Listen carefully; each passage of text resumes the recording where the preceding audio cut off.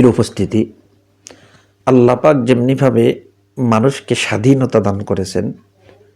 যে মানুষ ইচ্ছে করলেই যে যেভাবে পারে, যার যেভাবে খুশি চলতে পারে, ঠিক একই রকমভাবে আল্লাহ পাক মানুষকে ভোট দেওয়ার ব্যাপারেও স্বাধীনতা দান করেছেন। মানুষ ইচ্ছে করলে যে যেভাবে পারে, যাকে খুশি,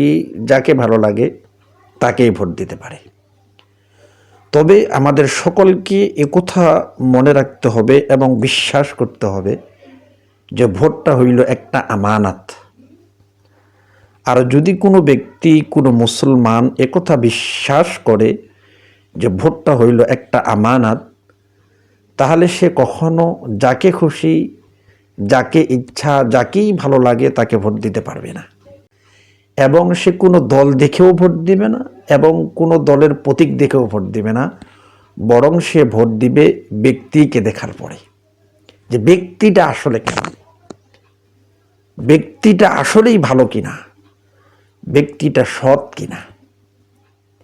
ব্যক্তিটা আল্লাহওয়ালা কিনা, ব্যক্তিটার মধ্যে তাকওয়া আছে কিনা,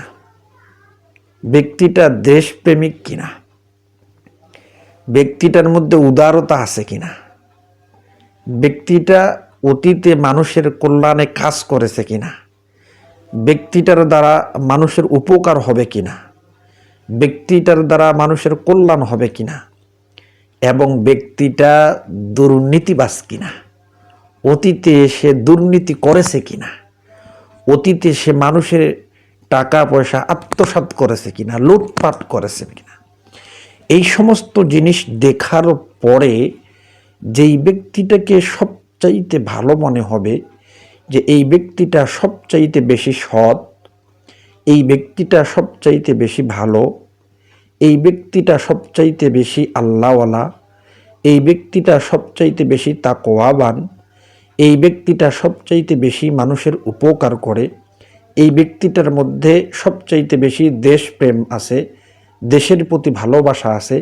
এবং এই ব্যক্তিটা সবচাইতে কম দুর্নীতি করে, এই ব্যক্তিটার মধ্যে দুর্নীতি নাই, এই ব্যক্তিটা মানুষের অর্থ সম্পদ আত্মসাৎ করে নাই, মানুষের অর্থ সম্পদ আত্মসাৎ করবে না, এই ব্যক্তিটা ক্ষমতায় আসলে মানুষের উপকার করবে, দুর্নীতি করবে না, মানুষের টাকা লুটপাট করবে না, এই সমস্ত জিনিস দেখার পরে যাকে সবচাইতে বেশি ভালো হবে তাকেই আমাকে আপনাকে ভোট দিতে হবে। যদি না দিই তাহলে আমার আপনার আমানতের খেয়ানত হবে, আর আমি আপনি যদি আমানতের খেয়ানত করি তো কাল কিয়ামতের ময়দানে এজন্য আল্লাহ পাক আমাকে আপনাকে জিজ্ঞেস করবে, আমাকে আপনাকে আল্লাহ পাকের সামনে প্রশ্নের সম্মুখীন হতে হবে। আলা কুল্লুকুম রাহিন ওয়া কুল্লুকুম মাসউলুন আন রাইয়াতিহি মিনাল্লাহি তাআলা। তাই আসুন আমরা সকলে কোনো দলকে দেখে নয়, কোনো দলের প্রতীক দেখে নয়, বরং ব্যক্তিকে দেখে আমরা ভোট দেব।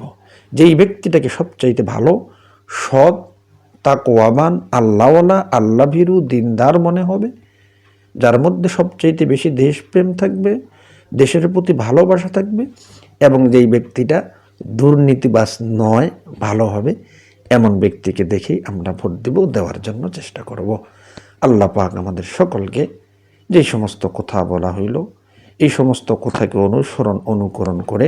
সৎ এবং যোগ্য ব্যক্তিকে, সৎ এবং ভালো ব্যক্তিকে ভোট দেওয়ার তৌফিক দান করুক। ওয়া আখিরু দাওয়ানা আলহামদুলিল্লাহি রাব্বিল আলামিন। আসসালামু আলাইকুম ওয়া রাহমাতুল্লাহি ওয়া বারাকাতুহু।